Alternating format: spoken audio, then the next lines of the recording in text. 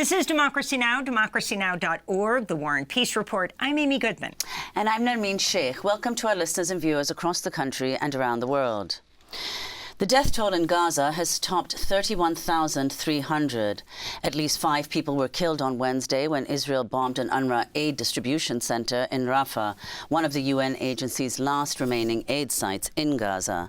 The head of UNRWA called the attack a, quote, blatant disregard to international humanitarian law. This comes as much of Gaza is on the brink of famine as Israel continues to limit the amount of aid allowed into the besieged territory.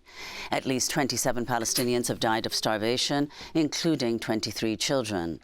Meanwhile, Al Jazeera is reporting 6 Palestinians were killed in Gaza City when Israeli forces opened fire again on crowds waiting for food aid.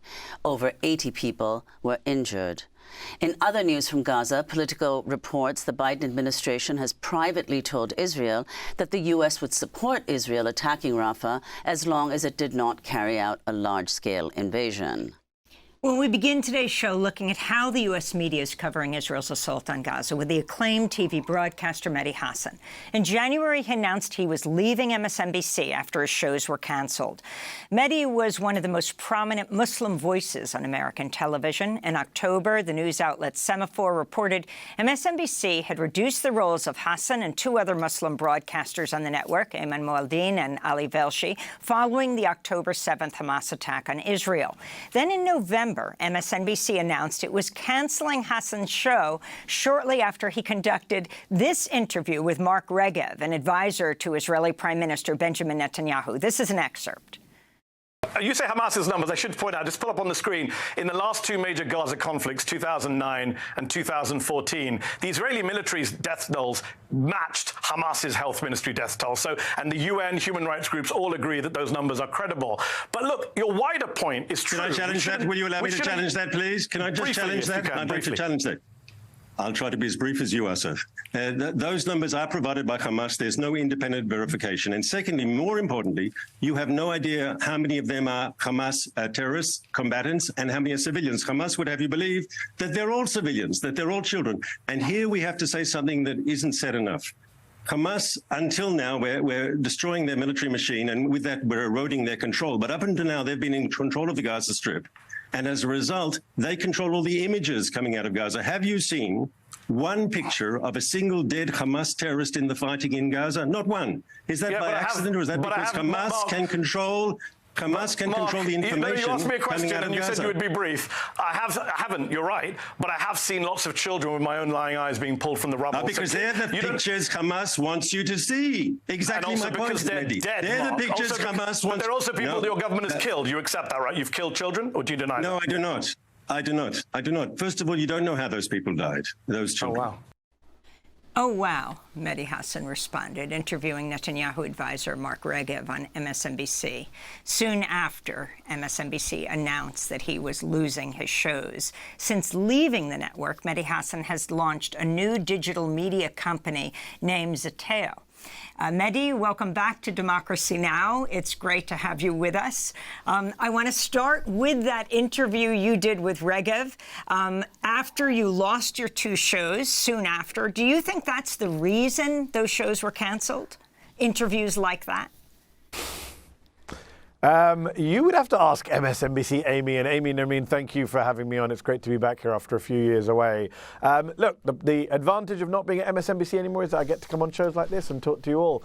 You should get someone from MSNBC on and ask them why they cancel the shows, because I can't answer that question. I wish I knew. But there we go. The shows were cancelled at the end of November. I quit at the beginning of January because I wanted to have a platform of my own. I couldn't really spend 2024, one of the most important news years of our lives, genocide in Gaza, fascism at the door here in America with elections. Couldn't really spend that being a guest anchor and a political analyst, which is what I was offered at MSNBC while I was staying there. I wanted to leave. I wanted to get my voice back, and that's why I launched my own media company, as you mentioned, called Zeteo, which we've done a soft launch on, and we're going to launch properly next month. But I'm excited about all the opportunities ahead. The opportunity to do more interviews like the one I did with Mark Regev. So, Mehdi, could you explain, Zeteo, first of all, what does it mean? And what is the gap in the U.S. media landscape that you hope to fill? You've been extremely critical of the U.S. media's coverage of Gaza, saying quite correctly that the coverage has not been as consistent or clear as the last time we saw an invasion of this kind, though far less brutal, which is the Russian invasion of Ukraine. Yeah, it's a great question. So on Zeteo, it's an ancient Greek word going back to Socrates and Plato, which means to seek out, to search, to inquire for the truth. And at a time when we live in a, some would say, post-truth society, or people on the right are attempting to turn it into a post-truth society, I thought that was an important endeavor to embark upon as a journalist, to go back to our roots. In terms of why launch it and the media space, look, there is a gap in the market, first of all, on the left for a company like this one. Not many progressives have pulled off a for-profit, subscription-based business, media business. We've seen it on the right, with, Ben Shapiro's Daily Wire and Barry Weiss's The Free Press, and even Tucker Carlson has launched his own subscription-based platform since leaving Fox. And on the progressive space, we haven't really done it. Now, of course, there are wonderful shows like Democracy Now!, which are doing important, invaluable journalism on subjects like Gaza, on subjects like the climate. But across the media industry as a whole, sadly in the US, the massive gap is there are not enough I don't know how to put it, bluntly, truth tellers, people who are willing to say, and when I say truth tellers, I don't just mean, truth in a conventional sense of saying what is true and what is false. I'm saying the language in which we talk about what is happening in the world today. Too many of my colleagues in the media, unfortunately, hide behind lazy euphemisms, both sides journalism. The idea that you can't say Donald Trump is racist because you don't know what's in his heart. You can't say the Republican Party is going full fascist, even as they proclaim that they don't believe in democracy as we conventionally understand it. We can't say there's a genocide in Gaza, even though the International Court of Justice says such a thing is plausible. We run away from very blunt terms which help us understand the world. And I want to treat American consumers of news, global consumers of news, it's a global news organization which I'm founding, with some respect. Stop patronizing them, to tell them what is happening in the world in a blunt way. So, Mehdi, talk about this. I mean, in your criticism of the U.S. media's coverage, in particular of Israel's assault on Gaza, I mean, of course, you have condemned what happened, the Hamas attack in Israel on October 7th. You've also situated the attack in a broader historical frame, and you've received criticism for doing that. And in response, you've said, context is not causation, and context is not justification. So could you explain why you think context, history is so important, and the way in which this question is kind of elided in U.S. media coverage, not just of the Gaza crisis, but especially so now? So I did an interview with Piers Morgan this week, and if you watch Piers Morgan's shows, he always asks his pro-Palestinian guests or anyone criticizing Israel, condemn what happened on October 7th. It's all about October the 7th, and what happened on October 7th was barbarism. It was a tragedy. It was a terror attack. Civilians were killed. War crimes were carried out. Hostages were taken. And we should condemn it. Of course we should, as human beings, if nothing else. But the world did not begin on October the 7th. The idea that the entire Middle East conflicts, Israel-Palestine, the occupation, apartheid, can be reduced to October 7th is madness. It's not just me saying that. You talk to, leading Israeli peace campaigners, even some leading Israeli generals, people like Shlomo Brom, who talk about having to understand the root causes of a people under occupation fighting for freedom. And it's absurd to me that in our media industry, people should try and run away from context. My former colleagues, Ali Velshi and Ayman Mohyeldin, who Amy mentioned in the introduction, they were on air on October the 7th as news was coming in of the attacks, and they provided context because they're two anchors who really understand that part of the world. Ayman Mohyeldin is perhaps the only US anchor who's ever lived in Gaza. And they came under attack online from certain pro-Israel people for providing context. This idea that we should be embarrassed or ashamed or apologetic as journalists for providing context on one of the biggest stories in the world is madness. You cannot understand what is happening in the world unless you and I, unless journalists, broadcasters are explaining to our viewers and our listeners and our readers why things are happening, where forces are coming from, why people are behaving the way they do. I know America is a country of amnesiacs, but we cannot keep acting as if the world just began yesterday. Ask you about a piece in The Intercept. You also used to report for The Intercept. The headline, "An internal meeting, Christiane Amanpour confronts CNN brass about double standards on Israel coverage." It's a really interesting piece. They were confronting the executives, and one issue that came up, says The Intercept repeatedly, is CNN's longtime process for routing almost all coverage relating to Israel and Palestine through the network's Jerusalem bureau. As The Intercept reported in January, the protocol, which has existed for years but was expanded and rebranded as Second Eyes last summer, slows down reporting on Gaza and filters news about the war through journalists in Jerusalem who operate under the shadow of Israel's military censor.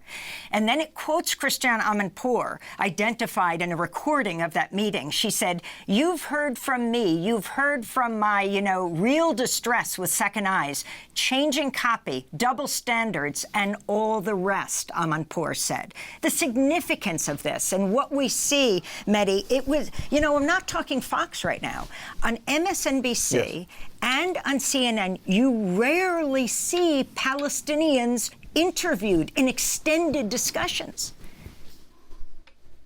So I think there's a few issues there, Amy. Number one, first of all, we should recognize that Christiane Amanpour has done some very excellent coverage of Gaza for CNN in this conflict. She's had some very powerful interviews and very important guests on. So credit to Christiane during this conflict. Number two, I think U.S. media organizations... I just wanted to say, particularly on CNN International, which is often not seen on CNN Domestic. Very good point, Amy. Touche. The second point I would say is U.S. media organizations as a whole are engaging in journalistic malpractice by not informing viewers, listeners, readers that a lot of their coverage out of Israel and the occupied territories is coming under the shadow of an Israeli military censor. How many Americans understand or even know about the Israeli military censor, about how much information is controlled? We barely understand that Western journalists are kept out of Gaza, or if when they go in, they're embedded with Israeli military forces and limited to what they can say and do. So I think we should talk about that in a country which kind of prides itself on the First Amendment and free speech and free press. We should understand the way in which information comes out of the occupied territories, in particular from Gaza. And the third point I would say is, Palestinian voices not being on American television or in American print is one of the biggest problems when it comes to our coverage of this conflict. When we talk about why the media is structurally biased towards one party in this conflict, the more powerful party, the occupier, we have to remember that this is one of the reasons. Why are Palestinians dehumanized in our media? This is one of the reasons. If we don't let people speak, that's what leads to dehumanization. That's what leads to bias. We understand it at home when it comes to, for example, black voices. In recent years, media organizations have tried to take steps to improve diversity on air. When it comes to on-air talent, when it comes to on-air guests, when it comes to balancing panels, we get that we need underrepresented communities to be able to speak. But when it comes to foreign conflicts, we still don't seem to have made that calculation. There was a study done a few years ago of op-eds in the New York Times and the Washington Post on the subject of Israel-Palestine from 1970 to, I think it was 2000 and something. And it was like 2% of all op-eds in the Times and 1% in the Post were written by Palestinians, which is a shocking statistic. We deny these people a voice, and then we wonder why people don't sympathize with their plight or aren't marching in the street. Well, they are marching in the streets, but in bigger numbers. Why America is okay and kind of, blind to the fact that we are complicit in a genocide of these people, because we don't hear from these people. Well, Mehdi, explain why that's especially relevant in this instance, because journalists have not been permitted access to Gaza, so there's no reporting going on the ground that's being shown here. Dozens and dozens of journalists have signed a letter asking Israel and Egypt to allow journalists access into Gaza. So if you could talk about that, why it's especially important to hear from Palestinian voices here. Well, for a start, much of the imagery we see on our screens here or on our newspapers are sanitized images. We don't see the full level of the destruction. And when we try and understand, why young people, why is it such a generational gap when it comes to the polling on Gaza, on ceasefire? Why are young people so much more anti-war? than their elder peers. Part of the reason is that young people are on TikTok or Instagram and seeing a much less sanitized version of this war, of Israel's bombardment. They are seeing babies being pulled from the rubble, limbs missing. They are seeing hospitals hospitals carrying out procedures without anesthetic. They are seeing just absolute brutality, the kind of stuff that UN humanitarian chiefs are saying we haven't seen in this world for 50 years.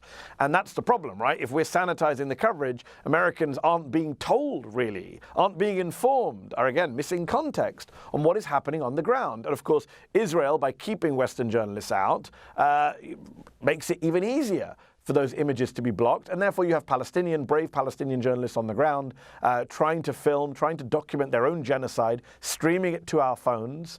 And we've seen over 100 of them killed over the last 5 months. That is not an accident. That is not a coincidence. Israel wants to stamp out independent voices, stamp out any kind of coverage of its own genocidal behavior. And therefore, again, you're able to have a debate in this country where the political debate is completely disconnected to the public debate, and the public debate is completely misinformed. I'm amazed, when you look at the polling, that there's a majority in favor of a ceasefire, that half of all Democrats say this is a genocide. The Americans are saying that to pollsters, despite not even getting the full picture. Can you imagine what those numbers would look like if they actually saw what was happening on the ground? Well, I want to go to what is unfolding right now in Gaza. You said in a recent interview that in the past, Israel was, quote, mowing the lawn, but now the Netanyahu government's intention is to erase the population of Gaza. So let's go to what Prime Minister Netanyahu said about the invasion of Rafah, saying it would go ahead and would last weeks, not months. He was speaking to Politico on Sunday. We're not going to leave them. I have a red line. You know what the red line is? That October 7th doesn't happen again. Never happens again. And to do that, we have to complete the destruction of the Hamas terrorist army. We're very close to victory. It's close at hand. We've destroyed 3/4 of Hamas fighting terrorist battalions. And we're close to finishing the last part in Rafah, and we're not going to give it up. Once we begin the intense action of eradicating the Hamas terrorist battalions in Rafah, it's a matter of weeks and not months. So, Mehdi, your response to what Netanyahu said and what the Israelis have proposed as a safe place for Gazans to go, namely humanitarian islands. So number one, when you hear Netanyahu speak, doesn't it remind you of George Bush in kind of 2002, 2003? It's very, invoking 9/11 to justify every atrocity, claiming that you're trying to protect the country when you yourself, your idiocy and your incompetency is what led to the attacks. George Bush was unable to prevent 9/11 and then used 9/11 to justify every atrocity, even though his incompetence helped allow 9/11 to happen. And I feel the same when Netanyahu allowed the worst terror attack, the worst massacre in Israel to happen on his watch. Many of his own, generals, many of his own people blame him for this. And so it's rich to hear him saying, my aim is to stop this from happening again. Well, you couldn't stop it happening the first time, and now you're killing innocent Palestinians under the pretense that this is national security. Number two, again, George Bush-like, claiming that the war is nearly done, mission is nearly accomplished. That's nonsense. No serious observer believes that Hamas is finished or that Israel has won some total victory. A member of Netanyahu's own war cabinet said recently, anyone who says you can absolutely defeat Hamas is telling tall tales, is lying. That was a colleague of Netanyahu's in government who said that. And number three, the red line on Rafah that Biden supposedly set down and that Netanyahu is now mocking, saying my own red line is to do the opposite. What on earth is Joe Biden doing in allowing Benjamin Netanyahu to humiliate him in this way with this invasion of Rafah, even after he said he opposes it? It's one thing to leak stuff over a few months. Let's go to Biden. Speaking on MSNBC, he's being interviewed by your former colleague, Jonathan Capehart, as he was being questioned about Benjamin Netanyahu and saying he's hurting Israel more than helping Israel. He has a right to defend Israel, a right to continue to pursue Hamas, but he must pay more attention to the innocent lives being lost as a consequence of the actions taken. He's hurting, in my view, he's hurting Israel more than helping Israel by making the rest of the world, it's contrary to what Israel stands for. And I think it's a big mistake. So I want to see a ceasefire. And he talked about kind of a red line. If you can address what Biden is saying and what he proposed in the State of the Union this pier to get more aid in, and also the airdropping of food, which recently killed 5 Palestinians because it crushed them to death, and the humanitarian groups, the United Nations, saying these airdrops, the pier, come nowhere near being able to provide the aid that's needed. At the same time, and the reason they're doing all of this is because Israel is using U.S. bombs and artillery to attack the Palestinians and these aid trucks. Yeah, it's just so bizarre. The idea that you could drop bombs on the one hand and then drop aid on the other, and you're paying for both, and then your aid ends up killing people too. It's like some kind of dark onion headline. It's just beyond parody. It's beyond belief. And as for the pier, as you say, it does not come anywhere near to adequately addressing the needs of the Palestinian people in terms of the sheer scale of the suffering. 500,000 people, on the brink of famine, over 1 million people displaced. 4 out of 5 of the hungriest people in the world, according to the World Food Programme, are in Gaza right now. The idea that this pier would, A, address the scale of the suffering, and B, in time. I mean, it's going to take time to do this. What happens to the Palestinians who literally starve to death, including children, while this pier is being built? Finally, I would say there's reporting in the Israeli press, Amy, that I've seen that suggests that the pier idea comes from Netanyahu, that the Israeli government are totally fine with this pier because it allows them still to control land and air access into Gaza, which is what they've always controlled and which in this war they've monopolized. The idea that the United States of America, the world's only superpower, cannot tell its ally, you know what, we're going to put aid into Gaza because we want to and you're not going to stop us, especially since we're the ones arming you, is bizarre. It's something I think Biden will never be able to get past or live down. It's a stain on his record, on America's conscience. The idea that we're arming a country that's engaged in a plausible genocide, to quote the ICJ, is bad enough. That we can't even get our own aid in while they're bombing with our bombs is just madness. And by the way, it's also illegal. Under US law, you cannot provide weaponry to a country which is blocking US aid. And by the way, it's not me saying they're blocking US aid. US government officials have said, yes, the Israeli government blocked us from sending flour in, for example.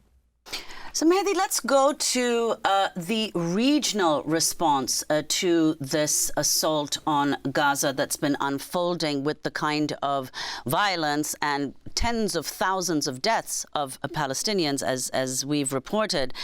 Now, how has the Arab and Muslim world responded to what's going on? Egypt, of course, has repeatedly said that it does not want displaced Palestinians crossing its border. The most powerful Muslim countries, Saudi Arabia, Qatar, and the Emirates. If you talk about how they've responded, and then the so-called axis of resistance, Houthis, Hezbollah, etc., how they've been trying to disrupt this war, or at least make the backers of Israel pay a price for it. So I hear people saying, oh, we're disappointed in the response from the Arab countries. The problem with the word disappointment is it implies that you had any expectations to begin with. I certainly didn't. Arab countries have never had the Palestinians' backs. The Arab, quote-unquote, Arab street has always been very pro-Palestinian, but the autocratic, the despotic, the dictatorial rulers of much of the Arab world have never really had the interests of the Palestinian people at their heart, going back right to 1948 when, Arab countries attacked Israel to push it into the sea, but actually, as we know from historians like Avi Schleim, were not doing that at all, and had some of them, like Jordan, had done deals with Israel behind the scenes. So look, Arab countries have never really prioritized the Palestinian people or their needs or their freedom. And so when you see, some of these statements that come out of the Arab world at times like this, you have to take them with a shovel of salt, not just a grain. Also, I would point out the hypocrisy here on all sides in the region. You have countries like Saudi Arabia and the UAE, which were involved in a brutal assault on Yemen for many years, carried out very similar acts to Israel in Gaza in terms of blockades, starvation, malnourishment of the Yemeni children, in terms of bombing of refugee camps and hospitals and kids and school buses. That all happened in Yemen. Arab countries did that. Let's just be clear about that. Things that they criticize Israel for doing now. And of course, Iran, which sets itself up as a champion of the Palestinian people, when Bashar al-Assad was killing many of his own people, including Palestinian refugees in places like the Al Yarmouk refugee camp, Iran and Russia, by the way, were both perfectly happy to help arm and support Assad as he did that. So, spare me some of the, grandiose statements from Middle East countries, from Arab nations to Iran on all of it. Look, there's a lot of hypocrisy to go around. Very few countries in the world, especially in that region, actually have Palestinian interests at heart. If they did, we would have a very different geopolitical scene. There is reporting, that a lot of these governments, like Saudi Arabia, privately are telling Israel, finish the job, get rid of them. We don't like Hamas either, get rid of them. And that Saudis actually want to do a deal with Israel once this war is over, just as they were on course to do, apparently, according to the Biden administration. We know that other Arab countries already signed the quote-unquote Abraham Accords with Israel on Trump's watch.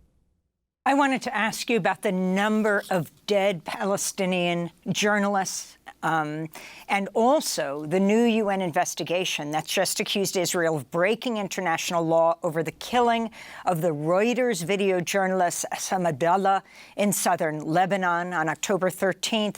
An Israeli tank opened fire on him and a group of other journalists. He just set up a live stream on the border in southern Lebanon so that all his colleagues at Reuters and others saw him blown up.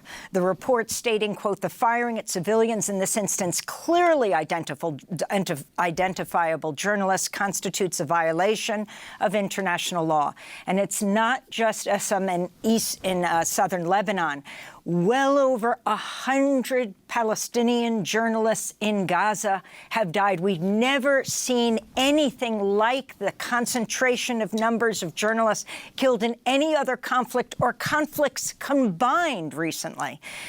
Can you talk about the lack of outrage of other major news organizations and what Israel is doing here? Do you think they're being directly targeted, one after another, wearing those well-known press flak jackets?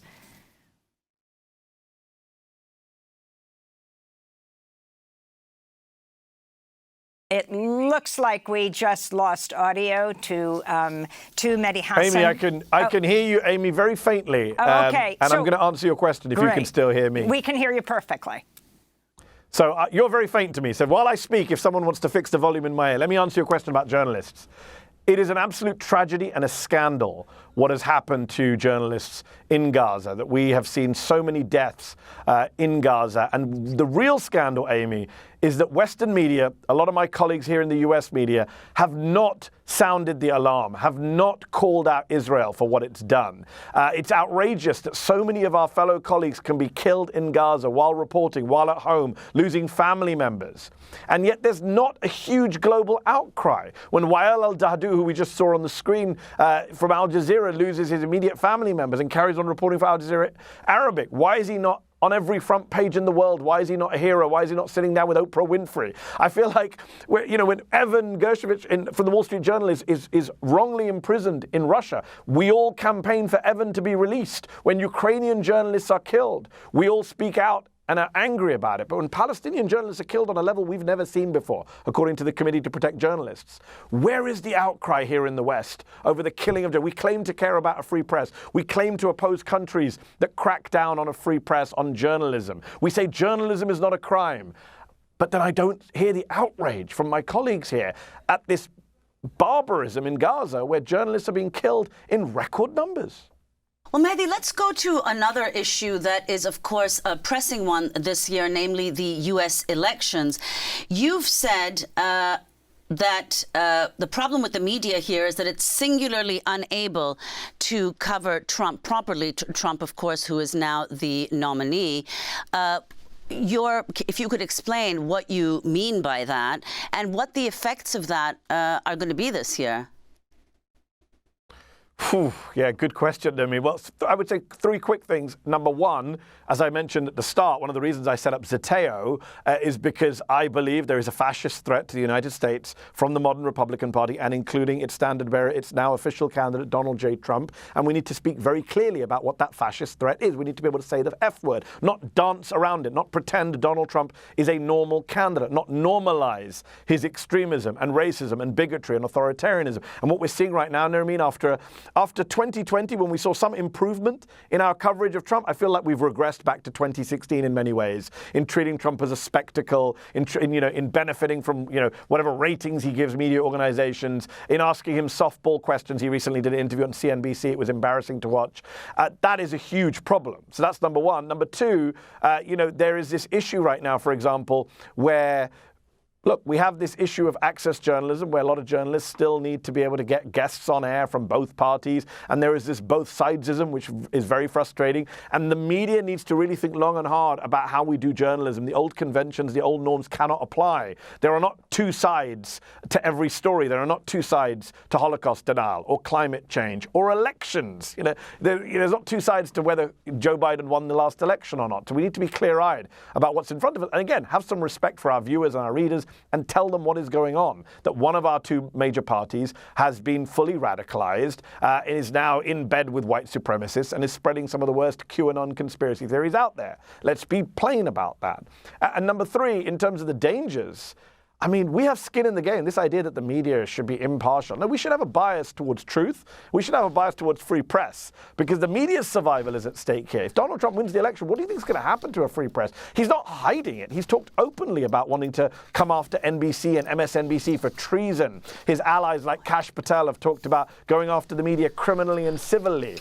One of his allies, Mike Davis, says if Trump makes him AG, he's going to put me in Guantanamo Bay. This is the kind of open authoritarian rhetoric that we're hearing from the Republican side, and the media cannot pretend that this is normal or not a threat to our very freedoms. I wanted to finally ask you about what we're taking up in our next segment, the bill to ban TikTok. The measure is going to now be taken up by the Senate. But I wanted to ask you about a particular aspect of it. Palestinian rights activists say Israel's war on Gaza has galvanized anti-TikTok sentiment in conservatives and centrist lawmakers. In a leaked post-October 7th audio recording, Jonathan Greenblatt, head of the Anti-Defamation League, can be heard saying, quote, "We have a TikTok problem," referencing declining public support for Israel among younger people. The progressive group Roots Action also noted that AIPAC is the top donor to Congressmember Mike Gallagher, who authored the TikTok ban bill.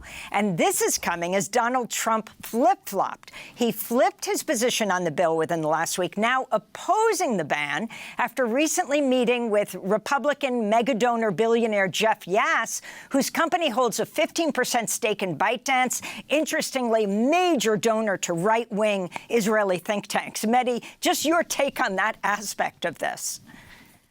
Well, first off, Donald Trump doesn't believe in anything other than himself. So he should really be supporting this bill. It aligns with his anti-China positions, but he's not, because he might be making money out of not supporting this bill. So that's just a reminder that Donald Trump believes nothing but himself.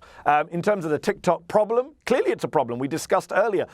If you have a sanitized war on mainstream media, but you have TikTok showing younger Americans exactly what's going on in terms of the barbarism, the brutality, the mass killing, the starvation, the war crimes, then of course that's a problem for the Israeli PR machine, clearly, and for the pro-Israel factions in the United States. And it's ironic when we say, oh, well, it's actually not to do with Israel, it's to do with China, it's to do with not knowing what's going on inside of this company. Come on. Look, I have an issue with Chinese ownership of TikTok. Of course I do, like anyone else. I'm no fan of China.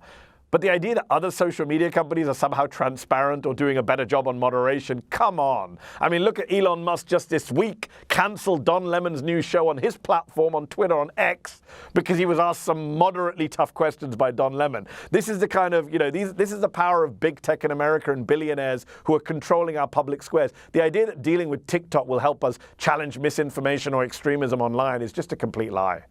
Hasan, we want to thank you so much for being with us, and we're going to continue this discussion about TikTok in our next segment.